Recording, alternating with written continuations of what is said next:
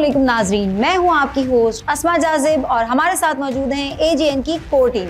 इस वक्त हमारे साथ मौजूद हैं चीफ क्राइम रिपोर्टर आतिफ रजा साहब। अस्सलामुअलैकुम। वालेकुम अस्सलाम। हमारे एजीएन कोर टीम के सेकंड मेंबर हमारे साथ मौजूद हैं हमारे सीनियर रिपोर्टर नुमान रफीक, जो कि बानी हैं क्राइम रिपोर्टर एसोसिएशन के, 12 साल प्रेसिडेंट रहे हैं। अस्सलामुअलैकुम। वालेकुम अस्सलाम। ब्यूरो चीफ शाहिद एजाज साहब, जिनके अंडर सारे रिपोर्टर्स आते हैं। अस्सलामुअलैकुम शाहिद साहब। वालेकुम अस्सलाम। हमारे साथ मौजूद हैं हमारे प्रोग्रामिंग हेड ताहिर नियाज साहब, जिन्हें 15 इयर्स का एक्सपीरियंस है। अस्सलामुअलैकुम ताहिर साहब। वालेकुम अस्सलाम। आतिफ रजा साहब, बहुत गहरी नज़र होती है क्राइम पे आपकी। आप ये बताएं हमें कि कराची से क्राइम ख़त्म होने का नाम क्यों नहीं ले रहे? बिस्मिल्लाहिर्रहमानिर्रहीम। जी बहुत शुक्रिया। आपने सवाल किया कि शहर से क्राइम ख़त्म क्यों नहीं हो रहे। असल में इसके सबसे बड़ी जो है ना, 2-3 चीज़ों पे समझने की कोशिश करनी होगी। एक तो ये कि इस शहर की आबादी बहुत तेज़ी से बढ़ती जा रही है। रोज़ाना की तादाद में जो है हज़ारों लोग इस शहर में मज़ीद आ रहे हैं, और उसके साथ साथ अगर जराइम की वारदातें होती हैं और पुलिस की जानब से दावे किए जाते हैं कि हमने मुलजमान को पकड़ा, गिरफ़्तार किया, वो भी दर्जनों होते हैं, लेकिन वो मुलजमान गिरफ़्तार होने के बाद चंद दिनों में दोबारा ज़मानतों पर रिहा होकर बाहर आ रहे हैं। इससे क्या हो रहा है कि इन मुलजमान के न सिर्फ हौसले बुलंद हो रहे हैं, बल्कि ये अपने मज़ीद नेटवर्क को मजबूत करते हैं और दीगर ऐसे लोगों को जो इस वक्त दो पैसों की तंगी के बायस परेशान है, गुर्बत या बेरोज़गारी की वजह से, तो ऐसे लोगों को वो ज़्यादा माइल कर रहे हैं। और यकीनी तौर पे इन कामों में पैसा ज़्यादा है, और जब इनको पता है पकड़े जाएंगे तो फिर वापस आ जाएंगे, तो इससे इनको बहुत तकलीफ मिल रही है और बहुत ज़्यादा ये दवाम हासिल कर रहे हैं लोग। अच्छा, आप मुझे बताइए नुमान साहब कि यहाँ पर जो कराची में इतने क्राइम की जो तादाद बढ़ गई है, पहले के मुकाबले में रेशियो बहुत बढ़ गया है क्राइम का और बहुत ऑर्गेनाइज्ड क्राइम हो रहा है, तो क्या वजह है इसकी? जी, इसकी वजह भी हम ये कानून नाफिज करने वाले को इदारों को हम कह सकते हैं। उसकी एक बड़ी वजह ये है कि पहले जो इस शहर के अंदर क्राइम हुआ करता था, तो उसमें लोकल जो मुजरिम थे, जो जराइम पेश अफराद थे, वो सर्व करते थे, यानी कि यहाँ रूल करते थे इस इलाके के अंदर। लेकिन शहर को इस हद तक आज़ाद कर दिया गया है इन तमाम तर सूरत हाल के अंदर कि लोग जो मुल्क के दीगर सूबों और शहरों से जो जराइम पेश अफराद जो वहाँ पर अपनी एक्टिविटी को जारी नहीं रख सकते थे, वो भी अब इस शहर के अंदर आकर जो है अपना जराइम को जो है ना वो बढ़ा रहे हैं। ताहिर साहब, आपको 15 साल का एक्सपीरियंस है। आप मुझे बताएं कि आपने अपने 15 साल में इतना बुरा वक्त देखा है कि क्राइम इतना सरेआम हो रहा हो, खुलेआम हो रहा हो और इसकी कोई सुनवाई ना होती हो? देखिए, तकरीबन 15 साल फील्ड में हो गए मुझे। मैंने ऐसा टाइम ही देखा था जब आप 15 पे कॉल करें जी, और पुलिस ये कहे ये हमारा काम नहीं है। मंशियात वालों के लिए फ़ोन कर लें, जुआ सट्टा के लिए कॉल कर लें, आप मावे गुटके के लिए कॉल कर लें, यहाँ तक कि जो आइस सप्लाई करने आते हैं उनके बारे में कॉल कर लें, शराब जो इलीगल बेच रहे हैं उनके बारे में कॉल कर लें, तो पुलिस कहती है कि भाई हमारा काम नहीं है। अब सवाल ये पैदा होता है, जिस इलाके में ये सारे काम हो रहे हैं वो तो ऑर्गेनाइज क्राइम हो रहा है और एसएचओ की ज़ेरे सरपरस्ती हो रहा है। बिल्कुल ऐसे ही। तो उस थाने की पुलिस क्यों जाएगी आपके साथ, वो कारोबार क्यों बंद करवाएगी? वो तो ये कहेगी कि भाई ऐसा कुछ भी नहीं है, सब ऑल इज़ वेल है। और अगर कुछ देर आप बैठ गए वहाँ पे, तो वो पहले उनको इत्तला देंगे, जब वो काम साफ़ हो जाएगा फिर आपको जाके कहेंगे कि देखो आप गलत, आपकी इन्फॉर्मेशन ही गलत है, यहाँ तो ऐसा कुछ भी नहीं हो रहा। अच्छा शाहिद साहब, सबसे पहले हम अपने इलाके की बात करते हैं जहाँ हमारा ऑफिस है, क्योंकि जाहिर सी बात है इंसान सफाई पहले अपने घर से शुरू करता है। कोरंगी, जमान टाउन, अवामी, लांडी, इन एरियाज़ में सरे आम, खुले आम, मावा, गुटका, जुआ, सट्टा, शराब के कारखाने हैं और हर तरह का इल्लीगल एक्टिविटी हो रही है, काम जारी और सारी है। तो आपको क्या लगता है इन तमाम चीज़ों को कंट्रोल करने के लिए कौन सा इदारा है? मुझे लगता है कि इन तमाम चीज़ों को कंट्रोल करने के लिए ख़ास तौर पर कराची के लिए जो है इस वक्त फरिश्ते उतरेंगे और आसमान से जो काम करेंगे, लगता इस तरीके की, मतलब कराची भर में तमाम सूबों, मतलब जितने भी हमारे डिस्ट्रिक्ट बताए जाते हैं। आपने कोरंगी की बात करी, कोरंगी में आप देख लें जो अभी हमारे यहाँ पर एसएसपी साहब बैठे हुए हैं, पहले वो कहाँ थे, अब वो कहाँ हैं। लेकिन यहाँ पर जो तमाम एसएचओज़ हैं जो यहाँ पर तैनात हैं इस वक्त, वो एक एसएचओ वहाँ से हटता है दूसरी जगह चले जाता है, फिर वो वहाँ से हटता है तीसरी जगह चले जाता है। मतलब इस डिस्ट्रिक्ट के अंदर ये हाल है कि यहाँ पर ख़ास तौर पे इस ज़िला में जितने भी एसएचओज़ हैं, मैंने देखा है कि यहाँ पर जो है बाकायदा तौर पर एक एसएचओ अपना टाइम पीरियड पूरा करता है, उससे पहले ही जाने से पहले 2 साल का टाइम होता है एक थानेदार का ना। उसमें होता ये कि वो दूसरी जगह में शिफ्ट हो जाता है और बाकायदा तौर पर इन तमाम चीज़ों में एसएसपी होता है। एसएसपी सारी चीज़ें देखता है और सारे मामला तय करता है। कोरंगी जैसे ज़िले के अंदर ख़ास तौर पे यहाँ पे इंडस्ट्रियल एरिया है, ऐसी जो चीज़ें हैं, गुटखा, मावा है, मंशियात है, शराब खाने हैं, मतलब ये एक चीज़ एक अफसोस के साथ कहना पड़ रहा है कि हमारे शहर का इतना बुरा हाल हो गया है। हमारे जो बच्चे हैं, जो घरों के अंदर बाकायदा तौर पर जो निकलती है, फैमिलीज़ निकलती है, इन रोडों पे, जगहों पे, सड़कों पे, ख़ास तौर पे हमारे जितने ग्राउंड्स बने हुए हैं यहाँ पर, मतलब आज जो अब जो है ना यहाँ पे जो लोग हैं, खास जो जनरेशन इस वक्त है, वो इस चीज़ के अंदर जो है इतनी आ चुकी है कि बहुत बुरा हाल हो चुका है ना। मतलब अफसोस के साथ कहना पड़ रहा है कि इस वक्त जो है ख़ास तौर पे पुलिस इस चीज़ को कंट्रोल नहीं कर रही है। पुलिस बाकायदा इनको और तहफ़्फ़ुज़ फराहम कर रही है। तहफ़्फ़ुज़ फराहम इस तरीके से कर रही है कि जिस तरीके से गुटके मावे वाली की छालियाँ निकलती है, उसके साथ बाकायदा तौर पे पुलिस की गाड़ी होती है, वो गाड़ी बाकायदा जाती है, छुड़वाती है और सामान को मतलब जो है रखवाती है। और इसी तरीके से देखा जाए तो जो शराब खाने बने हुए हमारे, वहाँ पर ख़ास तौर पर मुस्लिम जो आबादी है हमारी, जो मुस्लिम लोग ज़्यादातर, गैर मुस्लिम की बात नहीं करूँगा, जुम्मे वाले दिन भी शराब ज़्यादातर जुम्मे का दिन हो या हफ्ते का दिन हो, कोई भी हो। लेकिन मेरा सवाल, मेरी बात ये है कि इन जगहों पर ख़ास तौर पर मुस्लिम का क्या काम है? आप मुझे ये बताएं कि यहाँ पर हमारे कानून नाफिज करने वाले इदारे हैं ना, तो बाकायदा तौर पे देखना चाहिए कि एक मुसलमान उस जगह पर खड़े होकर वो चीज़ ख़रीद रहा है, इसको कौन रोकेगा? कोई आइडेंटिटी होनी चाहिए ना गैर मुस्लिम के पास, तो आप उसको दे सकते हैं। इसको बंद करना चाहिए ना, इस चीज़ को ख़त्म करना चाहिए। इसमें हमारा जो स्ट्रक्चर था बाकायदा तौर पे, जो न्यू जनरेशन का था, लोग बाकायदा तौर पे देखते थे, ख़ास तौर पे हमारे लोग, आप ये देखिए शहर के लोग क्या कर रहे हैं, ये हमारा शहर कहाँ जा रहा है, कोई पुरसान हाल नहीं, कोई पूछने वाली नहीं। कानून नाफिज करने वाले इदारे हो, ये हमारी पुलिस हो या इलाके SHO इलाके का जो है फादर होता है जी, बिल्कुल हाथ में सारी चीजें होती हैं जिसको कंट्रोल करना और है। ऐसा हो नहीं सकता कि SHO की नॉलेज में ना हो और उनके इलाके में क्राइम हो। SHO की नॉलेज में तमाम चीज़ें होती हैं, जो उसको हिदायत होती है, उसको हिदायत के हिसाब से काम करना पड़ता है। जाहिर सी बात है, जिस तरीके से वो लगता है, जिस सोर्स से वो लगता है, तो उसको तमाम चीज़ें देखनी पड़ती है ना, करनी पड़ती है। आप कितनी भी चाहें, जो भी कर लें, वो चीज़ ख़त्म नहीं हो सकती है, ना हम ख़त्म करवा सकते हैं। पुलिस जो है ना, पुलिस अपना काम करती रही। एक चीज़ मैं हाईलाइट करना चाहती हूँ, आतिफ साहब मुझे बताइए कि ज़मान टाउन, स्पेशली मैं ज़मान टाउन के डिस्ट्रिक्ट का नाम ले रही हूँ, कि यहाँ पर जो ऑफिसर्स होते हैं वो रोटेट क्यों होते रहते हैं? मींस उसी डिस्ट्रिक्ट में क्यों घूमते रहते हैं? एक जगह एक पोस्ट पे तैनात होते हैं, देन दूसरी पोस्ट पे तैनात होते हैं, लेकिन उसी डिस्ट्रिक्ट में रोटेट होते रहते हैं। क्या वजह है इसकी? अगर हम थोड़ा सा इसको देखें तो एक चीज़ होती है कि ताकत किसके पास है। वो ताकत कैसे पता चलती है कि वो अपनी ही पूरी टीम को हर जगह लेके चलते हैं, जो ऊपर ताकतवर लोग होते हैं, और वो आगे बताते हैं कि देखो हमें कोई कुछ नहीं कर सकता, हमें कोई यहाँ से नहीं हिला सकता। यही दहशत, यही खौफ, यही ताकत उनके जराइम का ज़रिया बनती है। अगर आपके पर्टिकुलर ज़मान टाउन कहा, ज़मान टाउन में भी एग्जैक्टली ऐसा होगा, लेकिन अगर हम देखें तो ये पूरे शहर में, क्या अगर आप देखें कोई एक अफसर, मनपसंद अफसर जहाँ बैठा हुआ है, तो यकीनी तौर पर वो अपनी टीम को साथ रखता है। अब वो टीम ऐसी ही होती है जो पुलिस के काम है, पुलिस यकीनी तौर पर जराइम पेशा अफराद के खिलाफ काम करती है, इनका वास्ता भी ऐसे लोगों से पड़ता है। लेकिन हम यहाँ एक जुमला बहुत ज़्यादा सुनते हैं कि वास्ता या बिला वास्ता इनकी सरपरस्ती का, वो इनके भी बहुत ज़्यादा इल्ज़ाम रखता है। इसके लिए मुख्तलिफ ब्लैक कंपनीज भी बनाई, बी कंपनी जिसको कहा जाता है, वो बनाई गई। इसमें चीज़ें साबित हुई है कि पुलिस के बहुत सारे अफसरान और एहलकार इनके साथ मुलविस होते हैं, और इसी वजह से मुलजिमान को शय भी मिलती है और उसी शय के ऊपर वो अपने जराइम को मजीद उसमें इजाफा करते रहते हैं और खुलेआम जो है वो जराइम हो रहे होते हैं शहर में। बेसिकली इनके जराइम करने से उसका फ़ायदा इन लोगों को मिलता है, पैसा मिलता है, पैसे, ताकत, ये चीज़ें, ये जो ताकत और पैसे का नशा है, फिर इन अफसरान को चाह के भी जो है ना मजबूर रहते हैं कि ये यहीं रहे, यहाँ से ना, इनको कोई दूसरा हटाने की कोशिश करता है तो बाकायदा ये बड़ों में लड़ाइयाँ हो जाती हैं और इसके बड़े नताइज आते हैं। कुछ हमने देखा है माजी में भी कि इस तरह के वाक़यात हुए थे, जिसमें एक बड़ा अफसर को एक्शन लेता था तो नीचे छोटे अफसरान की जानिब से ऐसी बातें शुरू हो जाती थी, काम शुरू होते थे कि अफसर मजबूर होकर वहाँ से चला जाता था। इसे दाखिली रास्तों से रोका जा सकता है मंशियात को यहाँ कराची में आने से? क्या लगता है आपको? रोका जा सकता है, क्योंकि किस तरह से रोका जा सकता है? रोका इस तरीके से जा सकता है कि अगर ईमानदार और इस शहर का दर्द रखने वाले अफसरान जो हैं वो इस इदारों के अंदर शामिल हों, और उनका यहाँ पर यह भी कहना चाहूँगा कि जो पैसे की पहल है ना, इन इदारों के अंदर ख़त्म हो जाए। वो सिस्टम जिसका नाम दिया जाता है कि अगर सिस्टम चल रहा है वो सिस्टम बंद कर दिया जाए, तो हो सकता है कि हम जुर्म को कम कर सकते हैं।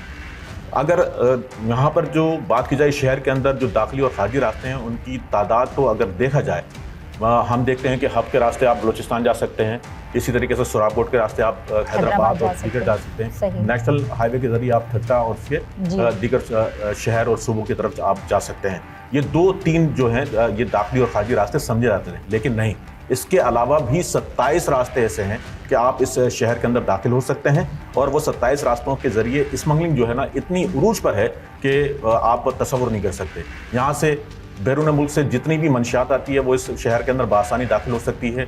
तेल, जो ईरानी तेल जिसके ऊपर बाकायदा पाबंदी है, वो भी बासानी इस शहर के अंदर आता है। कपड़ा जो है ना एक बड़ी मिकदार के अंदर यहाँ पर आ रहा है, यहाँ तक कि मेडिसिन तक जो है वो कपड़े की भी स्मगलिंग की जाती है। बिल्कुल, कपड़े की स्मगलिंग होती है।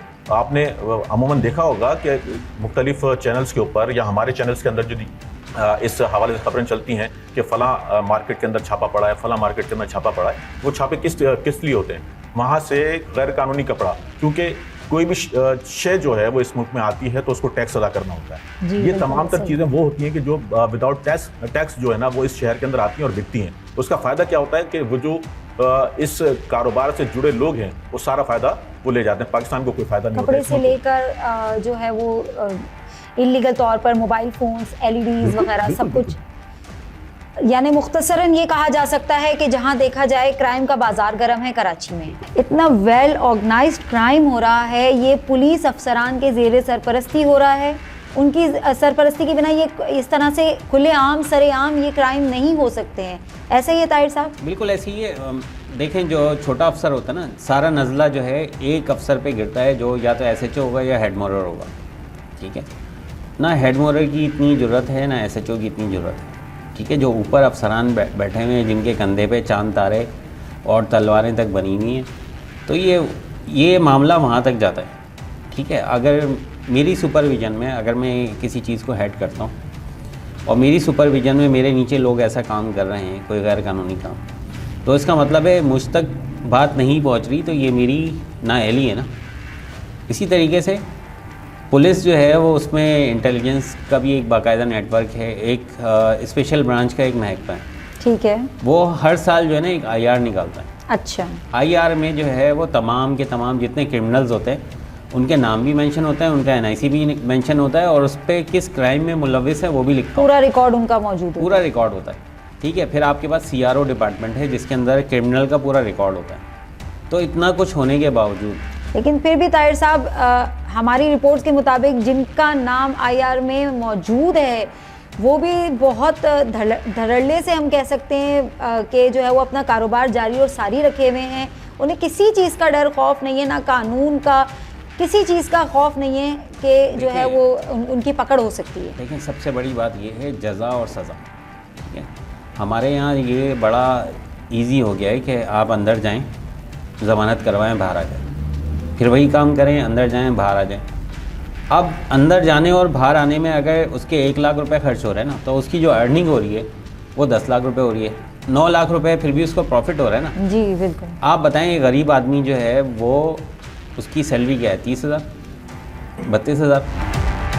ऐसा सिस्टम चलता रहेगा। मैंने आपसे पहले शुरू में कहा था कि फरिश्ते आसमान से उतरेंगे तभी कोई हल निकल सकता है। तभी, या फिर किसी को डंडा उठाना पड़ेगा।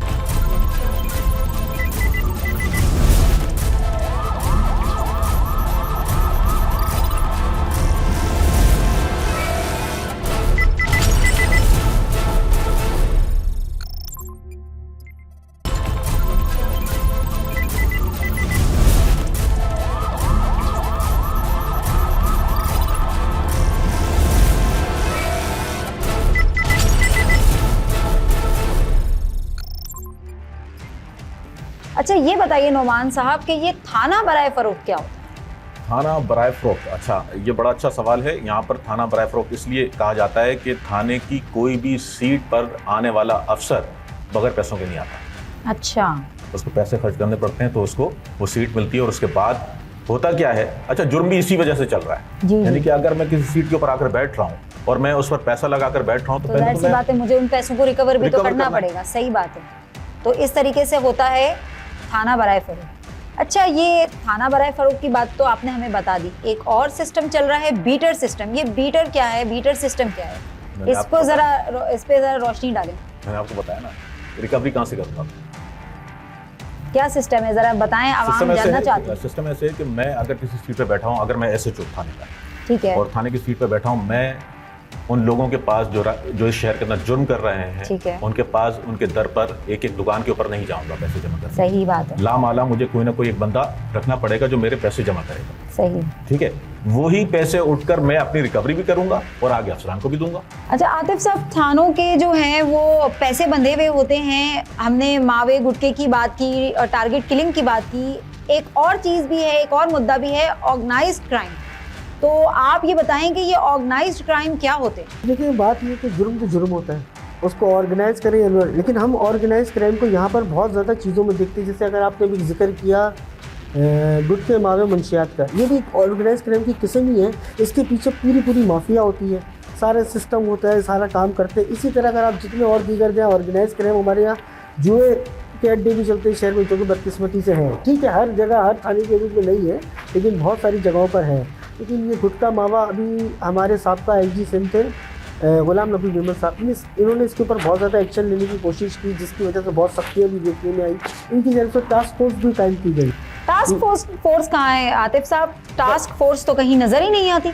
बदकिस्मती इसमें यही है कि ये एक ज़िले सतह का ऐसा काम बन चुका है कि अगर मैं सही बात बोलूँ कि थाने चाहे भी तो ये ख़त्म नहीं करा सकते, क्योंकि उनके बहुत बड़े अखराजात इससे चलते हैं। और इसके यकीनी तौर पर कि एक थानेदार जिम्मेदार नहीं है, ये पूरी एक हायरार्की है, सिस्टम है, एक से ऊपर से उसके ऊपर से उसके ऊपर जाता है। ऐसा नहीं है कि अकेले कोई एक अफसर चाहे।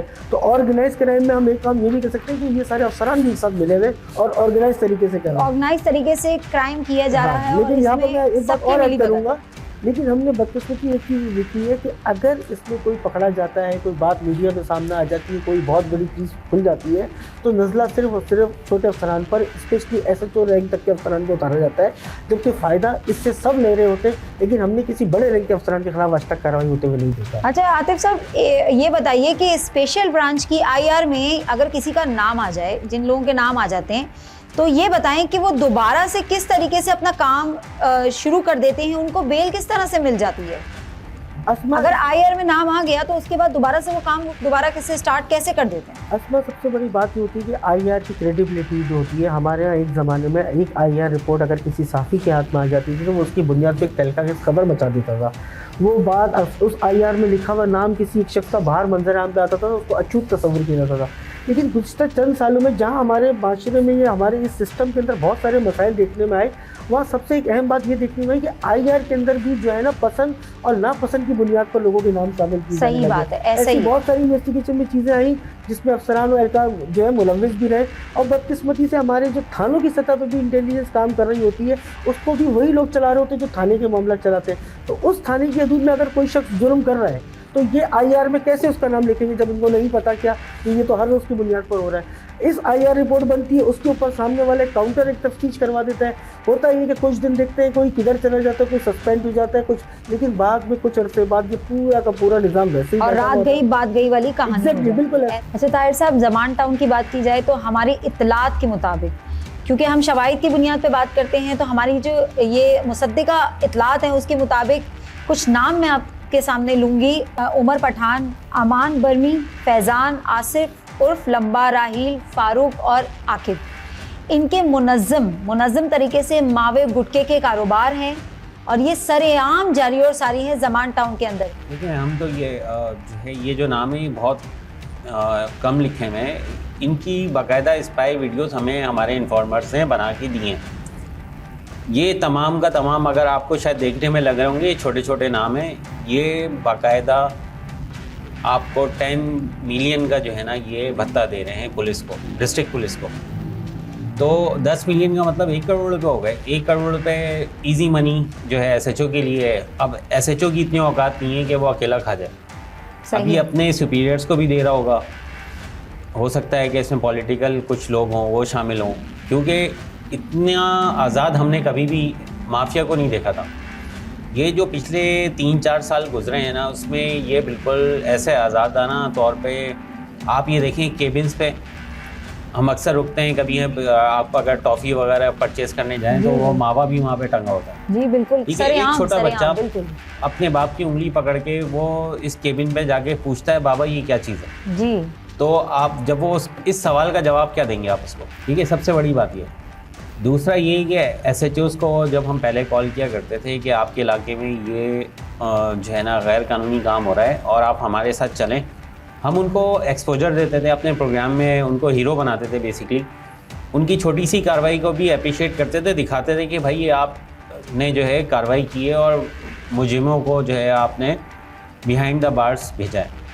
लेकिन अब ये सिलसिला है कि मुजरिम को पकड़ते हुए वो ये सोचते हैं कि भाई उनकी तो वफादारी जो है ख़राब हो जाएगी, क्योंकि जो आपके किचन को चला रहा है, बेसिकली मैं आपको इजी वर्ड्स में कहता हूँ, जो थाना चला रहा है, SHOs की तनख्वाह अगर आप लगाएं, अगर चलें 1.5 लाख भी हो जाती है फ़र्ज़ करते, सही, लेकिन जो उनकी अय्याशियाँ हैं ना वो 10 से 15 लाख रुपए की होती हैं। जी बिल्कुल ऐसे। अब आपके सामने अभी जो है हमारे जो क्राइम रिपोर्टर थे इन्होंने भी बताया, हमारे सीनियर रिपोर्टर ने भी बताया, थाने बराए फ़रोख्त है, उनको टेंडर भरना है, टेंडर भरने के बाद फिर इस तरह से चीज़ें मैनेज करनी है, वो कैसे करेंगे? और वो पैसे दे के सीट लेते हैं तो जाहिर सी बात है वो उसकी रिकवरी करते हैं। अब जब वो रिकवरी करेंगे, अब वो एक एरिया के अंदर SSPs की जो है शक्लें बदलती रहती हैं, SSPs जो है दोबारा नहीं आते। अच्छा। लेकिन ये लोग जो है ना मुसलसल इन्हीं थानों में रोटेट होते होते रहते हैं। ठीक है, इनकी बाकायदा आप प्राइवेट लोग रखे हुए इन्होंने, वो इनकी भीड़ जमा करते हैं, ठीक है, कुछ पुलिस वाले भी हैं, कुछ सस्पेंडेड, रिवर्ट, यहाँ तक कि डिसमिस फ्रॉम सर्विस जो लोग हैं ना वो भी ये काम कर रहे हैं, ठीक है। और आप ये मावा, गुटखा और मंशियात, मैं कहता हूँ कि इस वक्त मंशियात से ज़्यादा प्रॉफिट जो है वो मावे गुटखे से आ रहा है। सही। और मावे गुटखे की जो कमाई है इस वक्त इतनी हो रही है कि आप देखें साफत क्यों खामोश हो। ये यानी कि ऐसे सिस्टम चलता ही रहेगा, आवाम नाउमीद हो चुकी है। ऐसा सिस्टम चलता रहेगा। मैंने आपसे पहले शुरू में कहा था कि फरिश्ते आसमान से उतरेंगे तभी कोई हल निकल सकता है, तभी, या फिर किसी को डंडा उठाना पड़ेगा। आते हैं SBCA की तरफ। मुझे ये बताइए शाहिद साहब के फैक्ट्रीज को जो है NOC SBCA देती है? देखिए SBCA का जो काम होता है ना, रिहायशी प्लाट हो या कमर्शियल प्लाट हो या फैक्ट्रीज हो, उसको बाकायदा तौर पे एक चीज़ दी जाती है, ख़ास तौर पे एक डिमोलिशन परमिशन दी जाती है सबसे पहले। अच्छा। उस डिमोलिशन परमिशन में ये होता है कि आप उस जगह को तोड़ सकते हैं, डिमोलिश कर सकते हैं, बाकायदा तौर पर उसका चालान इशू होता है। उसके बाद नया प्रोसेस शुरू होता है आपका फॉरवर्डिंग का। सही। जिस फॉरवर्डिंग जो होती है वो डिपार्ट से होती है। अगर वो KMC की है तो वो KMC से होगी, अगर वो KDA की है तो KDA से होगी, अगर वो LD और MDA से तो वहाँ से होगी।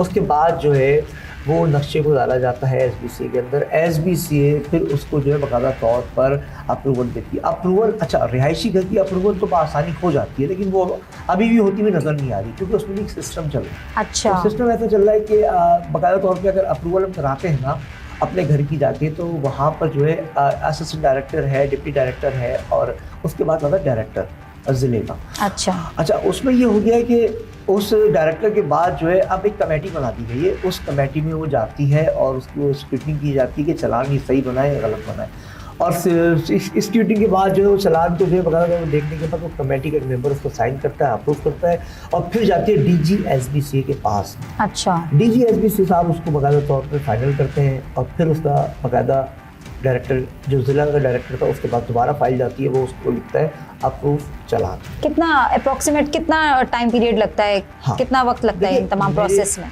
मेरे हिसाब से अगर सिंगल विंडो की फाइल होती थी तो उसके अंदर तो इतना टाइम पीरियड नहीं लगता था, लेकिन अब जो टाउन जो फाइलें खेली जा रही है ना, उसमें तकरीबन जो है 1 महीना भी लग जाता है, 15 दिन भी लग जाते हैं, और कहीं तो 2 महीने भी लग जाते हैं अगर आपने सिस्टम की बात पर अमल नहीं किया। अच्छा, तो साल भी लग सकता है। कि कुछ अरसे पहले तक देखा जा सकता था कि हार्डली ग्राउंड प्लस 2 बिल्डिंग का जो है वो नक्शा पास किया जाता था, और मोस्टली ग्राउंड प्लस 2 ही होते थे, बिल्डिंग बनी हुई होती थी।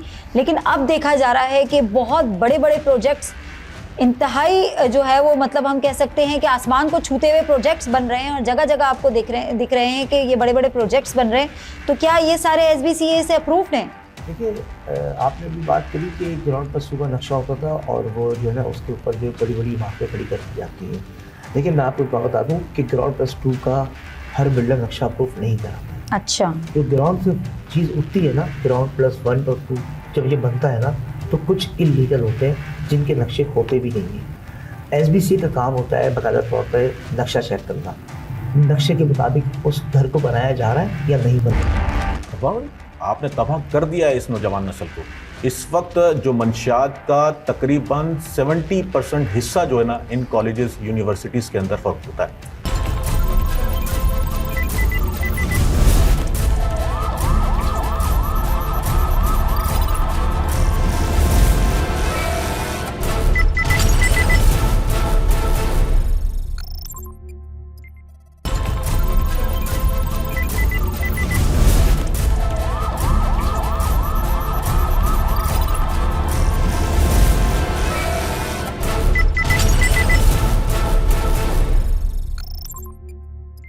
अच्छा आतिफ सर, आपने जो है वो खुद कोरंगी की डिस्ट्रिक्ट की बात की है और हमारा अपना ऑफिस भी कोरंगी में मौजूद है, तो मैं कोरंगी की ही बात करूंगी। यहाँ पर मुनज़्ज़म तरीके से जुए सट्टे के अड्डे, शराब के अड्डे चल रहे हैं। इवन जुम्मे वाले दिन भी शराब फरोख्त हो रही होती है। आपने आला अफसरान से इस बारे में बात की थी, क्या मौक़िफ़ है उनका? आला अफसरान अगर ऑफ द रिकॉर्ड यही बातें करते कि कहाँ नहीं चल रहा, ये शहर में तो काफ़ी जगहों पर है, अब कहीं कम या ज़्यादा है। यकीनी तौर पर इसके खात्मे के लिए हम तो सिर्फ और सिर्फ एज अ साथी चीज़ों को सिर्फ रिपोर्ट कर सकते हैं। हमारी कोर टीम बहुत सारी चीज़ों के ऊपर काम करती है, ऐसी चीज़ें। हमारा मकसद क्या है कि अगर एक चीज़ हुकूमत ने या पुलिस ने पाबंदी लगा दी कि नहीं होना चाहिए, इसका मतलब अगर वो बिक रहा है तो वो जुर्म है। इसके ऊपर टीम काम करती है।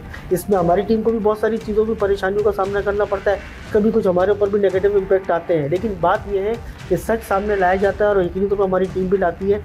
चीज़ें हैं, यहाँ पर हो रही हैं, रिपोर्ट हो रही हैं, और हमसे ज़्यादा, आपसे ज़्यादा इन अबाला अफसरान को पता है, क्योंकि उनको इन तमाम चीज़ों के बारे में मालूमात है, क्योंकि उनका बहुत एक मजबूत नेटवर्क है। हमारी जो पुलिस या दीगर है, ये बहुत मजबूत नेटवर्क के साथ काम करते हैं। जराइम पेशा अफराद को भी इनको पता होता है। और इसी तरह जिस दिन पॉलिसी शायद तब्दील होंगी तो ये तमाम चीज़ें तब्दील हो सकती हैं, लेकिन ये कब तब्दील होती है इसका हम और आप इंतज़ार ही कर सकते हैं। हम पूरे कराची की बात करें, खाली अगर हम सिर्फ कोरंगी की ही बात करें तो यहाँ पर बहुत सारे मज़ार हैं जहाँ पर सरेआम जो है वो मंशियात फ़रोख्त हो रही होती है। मंशियात के अड्डे ही कहेंगे हम उन्हें। मज़ार को जो है वो मज़ार की भी बेहुरमती की जा रही होती है और वहाँ पे सरेआम मंशियात फ़रोख्त हो रही होती है। कोरंगी में जगह जगह एक के बाद एक इवेंट पे सरेआम गुटखा मावा फ़रोख्त हो रहा होता है। क्या आला अफसरान को ये सब चीज़ें, ये तमाम चीज़ें नज़र नहीं आती हैं? जी बिल्कुल, आपने सही कहा। ये मज़ार का जब जिक्र किया, बदकिस्मती से हमारे यहाँ ऐसा ये माशरे में अंसर पाया जा रहा है कि इन मकामात पर जो लोग ज़ायरीन आते हैं, इसके अलावा दीगर औकात में ऐसे अफराद कहीं ज़्यादा बसेरा है जो नशे के आदी होते हैं, ख़ासतौर पर ऐसे लोग जो घर बार नहीं होता या मज़ार के तकद्दुस को पामाल किया जा रहा है इस तरीके से। बल्कि एक तरह से अगर हम कहें तो वो शेल्टर लेते हैं इसका, क्योंकि शायद किसी हद तक बच जाते हैं, यहाँ पर वो अंदर छुप जाते हैं, किसी न किसी बहाने से बैठ जाते हैं। और वहाँ पर ज़ाहिर सी बात है, जब इस तरह के लोग आके बैठते हैं, इस तरह की चीज़ें होती हैं, तो वहाँ पर और भी दीगर जो है गैर अखलाकी सरगर्मियाँ जो है वो रिपोर्ट होती रहती हैं। और अगर आपने सिर्फ यहाँ का कोरंगी का जिक्र किया, लेकिन मैं अगर आपको यकीनी तौर पर कह सकता हूँ कोरंगी में इसकी तादाद ज़रूर ज़्यादा है, लेकिन ये न सिर्फ इस शहर बल्कि शहर से बाहर दीगर सूबे तक भी चीज़ें फैली हुई हैं कि इन जगहों की जो है ना आड़ में ऐसे लोग ज़्यादा फ़ायदा उठाते हैं। अब ये हाल है कि हमारे यहाँ जो है बहुत सारे रेलवे स्टेशन, खासतौर पर गिलानी रेलवे स्टेशन को आप देखें या इसी तरह रेलवे ट्रैक को देखें, जो कि अब ट्रेन ना चलने के बाद, जो सर्कुलर रेलवे ना चलने के बाद गैर फाल है, तो सबसे ज़्यादा बसेरा नशे के तो इसका मकसद ये है कि पब्लिक प्लेसेस पे ये तमाम चीज़ें, ये सरगर्मियाँ ज़्यादा हो रही होती हैं पब्लिक प्लेसेस पे। खासतौर पर ऐसी जगहें जो गैर फाल हो चुकी हैं या आम लोगों का बहुत ज़्यादा वहाँ पे आना जाना नहीं होता। अब ये जो रेलवे स्टेशन है जो कि गैर फाल है, यकीनी तौर पर जंक्शन नहीं है, ट्रेन नहीं आ रही है, तो सब मुसाफिरों को वहाँ से आना जाना ख़त्म हो जाता है आम लोगों का। तो ऐसी जगहों पर जब रात को अंधेरे होंगे जहाँ कोई नहीं आ रहा होगा, आप देखें हमारे यहाँ आए दिन रेलवे पुलिस ऐसे बंदों को पकड़ती है जो बाकायदा पूरे रेलवे ट्रैक ही चोरी कर रहे हैं, लोहे की सूरत में उसको बेचने के लिए, अपने नशे की तादाद को पूरा करने के लिए। 4 दिन पहले लांडी रेलवे के दूसरे ऐसे पकड़े गए थे। ये वही अनासर थे जो नशे के लिए अपने पैसे पूरे करने के लिए करते थे। हम इस चीज़ को मीडिया के ज़रिए, ना सिर्फ हमारे इलेक्ट्रॉनिक मीडिया पे, प्रिंट मीडिया पे, डिजिटल पे, हर जगह ये चीज़ बावर कराई जा रही है कि शहर से गटर के ढक्कन चोरी हो रहे हैं, फ्लाई ओवर के लोहे चोरी हो रहे हैं, ट्रेनों के, इसके पीछे ये सारे नशे अफराद हैं। इवन पोल पर चढ़ जाते हैं, जो बिजली के पोल पे जो तार लगे हुए वो तक चोरी कर रहे हैं। तो यकीनी तौर पे इनको रोकना रियासत की जिम्मेदारी बिलखुसूस पुलिस की है, जिसको करना, और यकीनी तौर पे इनको सख्त इक़दाम करने चाहिए। हम और आप हमसे रिपोर्ट कर सकते हैं और आवाम जो है सिर्फ उम्मीद कर सकती है कि शायद इसके ऊपर सख्त कार्रवाइयाँ हो और आगे जो है हमारे सामने जो है अच्छी चीज़ें सामने आ सकें। As a chief crime reporter आपका ये मौक़िफ़ है कि इन तमाम मुनज़्ज़म जो ये क्राइम चल रहे हैं, आला हुकाम के ज़ेर सरपरस्ती चल रहे हैं, उनके ऊपर कार्रवाई होनी चाहिए ताकि आवाम को बेहतर इन्वायरमेंट मिल सके कराची में। ऐसा ही है आतिफ साहब? देखिए, इसमें कोई शक नहीं है कि अगर किसी भी थाने की हदूद में कोई जुर्म वो भी मुनज़्ज़म तरीके से हो रहा है तो वहाँ की पुलिस को ना पता हो सकता है पूरा थाना तमाम अफसरान ना हो, लेकिन बाकायदा एक हायरार्की होती है और इससे अवेयर सब होते हैं। तो बाकी इस पर अक्सर हमने देखा है कि बहुत सारी इंक्वायरीज़ भी होती हैं और हमने कुछ में कार्रवाइयाँ होते हुए ज़रूर देखी है, लेकिन मैं फिर यही कहूँगा बदकिस्मती से नज़ला सिर्फ और सिर्फ छोटे रैंक के अफसरान पर उतरता है, बड़े रैंक के अफसरान हमेशा बच जाते हैं। जिस दिन इनके खिलाफ कार्रवाइयाँ होने लगेंगी तो आप समझ जाइएगा मामला बेहतरी की तरफ जा रहे हैं। हमारी आला हुक्मरान से ये रिक्वेस्ट है कि होश के नाखून लें और देखें कि कराची शहर में क्या हो रहा है, किस तरीके से मंशियात खुलेआम मिल रही है। यहाँ पर आसान हो गया है, दवाइयाँ मिलना मुश्किल है, मंशियात मिलना आसान है। क्या वजह है नुमान साहब कि आज मंशियात जो है वो बच्चों की टॉफ़ी की मानंद जो है वो मिल जाती है, इतनी आसानी से रसाई है मंशियात तक यंग जनरेशन की, नौजवान जनरेशन की? क्या वजह है इसकी? इससे अंदाजा आप एक चीज़ मतलब पहले अगर हम बैक देन देखें कुछ अरसा पहले तो इतनी आसानी से रसाई नहीं थी। आज तो अगर हमें कहीं मतलब नौजवान नस्ल को कहीं जाने की ज़रूरत नहीं है। मैं आपसे सवाल करूं? जी बिल्कुल। मंशियात को आप क्या लेते हैं? मंशियात है क्या? बहुत कैटेगरीज होती हैं मंशियात की, ठीक है ना। अब ये गुटखा मावा ये भी मंशियात में आता है, सही बात है। देखिए, जैसे पहले भी हमने बात की हमारे दूसरे रिपोर्टर से भी कि कॉलेज यूनिवर्सिटी में भी मिल जाता है, बाआसानी मिल जाता है ये। अगर कोई भी नशा, कोई ड्रग, किसी भी किस्म की ड्रग लेना चाहें तो आपको लगता है कि इस तरह से नौजवान नस्ल तबाह हो रही है? तबाह? आपने तबाह कर दिया है इस नौजवान नस्ल को। इस वक्त जो मंशियात का तकरीबन 70% हिस्सा जो है ना इन कॉलेजेस यूनिवर्सिटीज़ के अंदर फर्क होता है। इसके अलावा जो आपकी डांस पार्टीज इस शहर के अंदर होती हैं, जो मुख्तलिफ प्रोग्राम्स इस शहर के अंदर ये प्राइवेट क्लब बने हुए हैं ना, वहाँ पर सबसे ज़्यादा मंशियात इस्तेमाल होती है। तो क्या हुक्मरानों के ये जो जिनका ये काम है इस लॉ एंड ऑर्डर का, उनकी नज़र में नहीं आते ये इस तरीके के गैर कानूनी क्लब बने हुए हैं और यूनिवर्सिटीज़ वगैरह में इनकी नज़रसानी नहीं होती इन तमाम चीज़ों पे? बिल्कुल होती है। यानी कि उसके लिए ये लोग ड्राइव करते हैं, अलबत्ता दिखाने के लिए होती है वो ड्राइव्स। अच्छा। अलबत्ता अगर हम प्रॉपर तरीके से मंशियात को इस शहर में आने से रोकेंगे तो वहाँ तक नहीं पहुँचेगी ना। जब मंशियात खुलेआम इस शहर के अंदर आ रही है तो वो कहाँ नहीं जाएगी। अच्छा, दूसरी बात यह है कि इन यूनिवर्सिटीज़ के अंदर, इन पार्टीज़ के अंदर ये मंशियात कैसे जा रही है कि एक गरीब इलाका, जिस इलाके के अंदर हमारे ऑफिस मौजूद है, इस इलाके की बात करें तो यहाँ पर तो आपको मुलाज़िम पेशा लोग मिलेंगे। उनकी तनख्वाह कितनी होगी? 25,000 30,000 रुपये। अगर वो मंशियात पीने में लग गए हैं या मंशियात की आदत उनको पड़ गई है तो वो मंशियात खरीदने के लिए क्या करेंगे? 1 ग्राम 2 ग्राम खरीदेंगे और उसके लिए भी ज़्यादा पैसे नहीं दे सकेंगे। तो इनको पैसा, उस मंशियात का असल रकम जो है ना वो इन सोसाइटीज़ से जो है ना वो मिलती है। और मंशियात को भी फैंटेसाइज किया गया है जैसे आइस वगैरह और इस तरह से कि यंग जनरेशन उसकी तरफ अट्रैक्ट हो। बिल्कुल ऐसे ही है। और इतनी खतरनाक आइस की बात करते हैं, आइस के बारे में अगर मैं आपको बताऊं तो आइस इतनी खतरनाक मंशियात है कि आपकी हड्डी, जो जिस्म के जो जोड़ है ना, उनको खोल देती है। अच्छा, आइस का नशा क्या है? आइस का नशा ये है कि ये नौजवान नस्ल के अंदर क्यों ज़्यादा है। आप आइस अगर इस्तेमाल करते हैं तो आपको नींद नहीं आती। अच्छा। आप 2-2 3-3 दिन बासानी जाग सकते हैं। अच्छा, लोग बोलते हैं कि यार पढ़ने के लिए हम इस्तेमाल करते हैं। जी जी जी जी, यही मेरे कंसर्न है और आवाम के कंसर्न भी यही है कि फैंटेसाइज कर दिया गया है नशे को भी कि हमें पढ़ना है, स्टडी करनी है, तो इस वजह से हम लोग ये इस्तेमाल कर रहे हैं। मैं तो एज अ ड्रग इस्तेमाल कर रहे हैं। इस आइस से जुड़े इतने वाकयात हैं कि अगर हम इस पर अगर प्रोग्राम करना चाहें तो एक अलग प्रोग्राम, बहुत हाई प्रोफाइल वाकयात भी हो चुके हैं। बिल्कुल। अच्छा नुमान साहब, एक बात बताइए मुझे कि क्या वजह है कि कुछ SHO जो हैं वो SSP से भी ज़्यादा स्ट्रॉन्ग होते हैं, इसकी क्या वजह है? जब मैं पैसा भर कर दूंगा तो मेरी ताकत क्या होगी? पैसे की ताकत है। यानी कि जिसके पास जितना पैसा देगा उसकी ताकत उतनी ज़्यादा होगी। दूसरी ताकत क्या है SHO की? उसके सियासी वाबस्तगियाँ और उसके कॉन्टेक्स्ट इस हद तक बढ़ चुके हैं कि वो किसी ना तो SSP की सुनता है ना वो DIG की सुनता है। आज भी इस शहर के अंदर कुछ SHOs ऐसे हैं कि वो पूरा डिस्ट्रिक्ट चलाते हैं। ना SSP की वहाँ पर चल रही होती है ना DIG की चल रही होती है। अगर बात की जाए, हम पुराने एक रिटायर्ड अफसर की बात करते हैं, वो एक रिटायर्ड अफसर जो है मलिर के अंदर SSP था, जिसको हम राव अनवर के नाम से जानते हैं। जी जी बिल्कुल ठीक। जी। वो अपने डिस्ट्रिक्ट के अंदर IG की भी नहीं चलने देता था। अच्छा।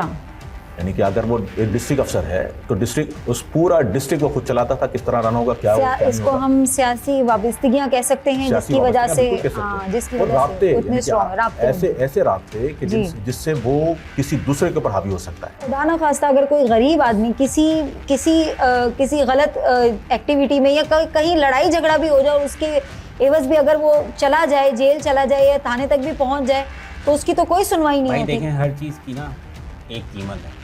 थाने के अंदर आप जाएं, एप्लीकेशन देने से लेकर एफआईआर कटवाने तक, फिर इन्वेस्टिगेशन तक, बहुत मुश्किल रिपोर्ट प्रोसेस है। पहुंचते हैं तक आपको हर स्टेप पे पैसे खर्च करने हैं। अगर आप पैसे खर्च नहीं करेंगे तो आपके लिए जहन्नुम है थाना। इसीलिए बहुत सारे ऐसे केसेस होते हैं जो आवाम जाके उसकी एफआईआर कटवाना भी नागुज़ीर समझती है, आप ये क्योंकि उन्हें देखिए ना। पता है कि वो और मसलों में पड़ जाएंगे। भाई स्नैचिंग होती है, लोग पकड़े भी जाते हैं तो लोग उनको आइडेंटिफाई करने से घबरा रहे होते हैं। गुरेज कर रहे होते हैं, क्योंकि यहाँ पे हमारे पास विटनेस प्रोटेक्शन नहीं है।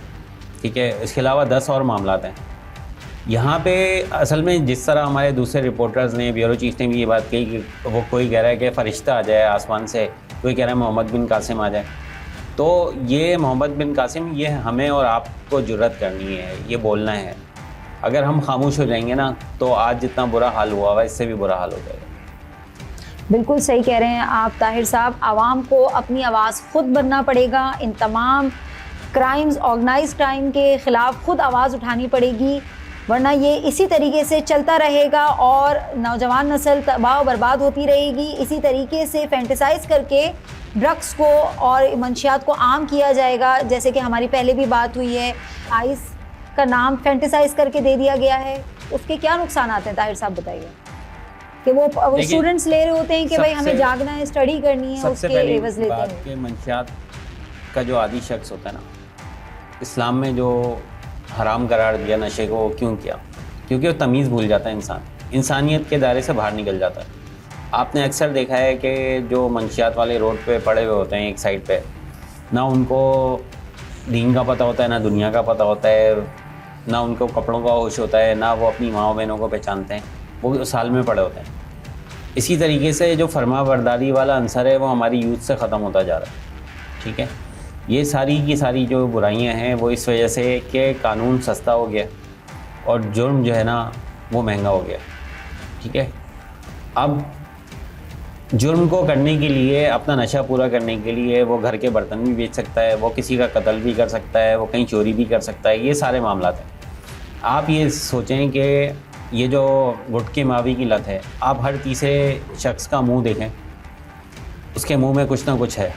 ठीक है, ये वायरस ऐसा है जो हमारी यूथ में फैल चुका है। कैंसर वार्ड जाके देखें, कैंसर का बाइस बनता है। आप कैंसर वार्ड देख लें। दूसरा ये कि हम उन इदारों की अगर बात करें, कस्टम की जिम्मेदारी है, छालियाँ नहीं आनी चाहिए गैर कानूनी।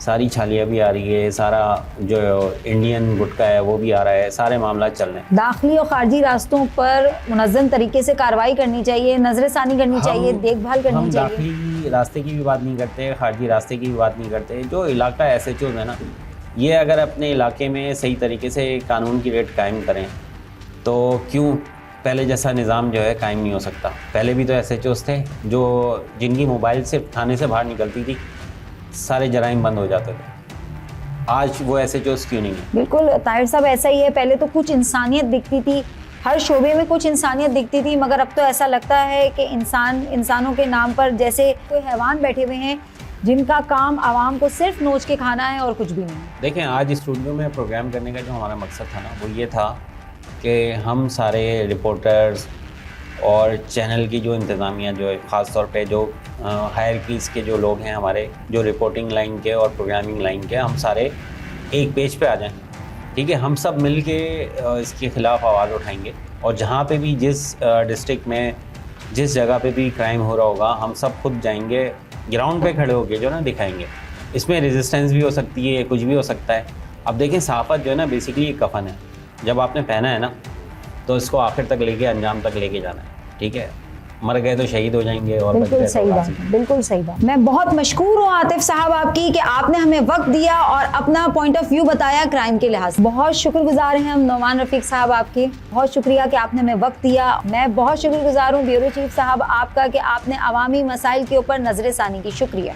मैं बहुत शुक्रगुजार हूँ ताहिर साहब आपकी कि आपने हमें वक्त दिया और इन तमाम मसाइल को उजागर किया जिसके लिए अवाम परेशान है। आज हम ऑफिस में बैठे हैं लेकिन कल हम रोड पर आएंगे, प्रोग्राम करेंगे और आला अफसरान के ज़मीरों को झंझोड़ेंगे और उनसे ये इल्तिजा करेंगे कि अब उन्हें अवाम की आवाज़ बनना ही पड़ेगा। अवाम के लिए इन जराइम पेशा अफराद के खिलाफ कार्रवाई करनी ही पड़ेगी।